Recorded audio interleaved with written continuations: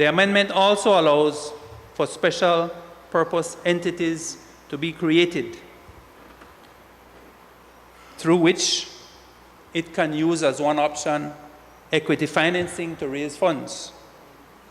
This option, while one would think should not be too worrying relative to debt financing options, raises other concerns for us, Mr. President. And later on we will discuss this, because what it does is it changes the fundamental role and outlook on how these bodies make investments now from one of service or cost recovery to one of profit or for profit.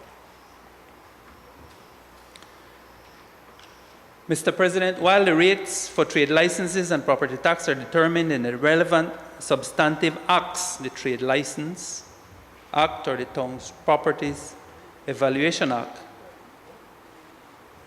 and are not under the direct control of the local authority, any changes to fees under the Town Council Act is still in many cases regulated through the House of Representatives, and some caution is warranted. One only needs to look at the Belize City experience to see how these measures would demand more of local government's resources, leading local authorities to either seek ways to cut costs or advocate for increases in existing fees or to establish new ones. In effect, our concern is more taxes. Who's building it? Well, it wasn't put out to bid. Who's building it? Johan Construction and Engineering Limited. Should the Senate be concerned about any conflict of interest? Why is this thing being rushed? Well, if one were to take a look at the registry for business, it's only owned by the brother of the Minister of Works, 80% shares, and 20% by the minister's sister-in-law. No, I guess that should not cause any of us to pause. Why should it, Mr. President? We accept things like this now, apparently. We're good with it, because it is what it is, and we don't care anymore.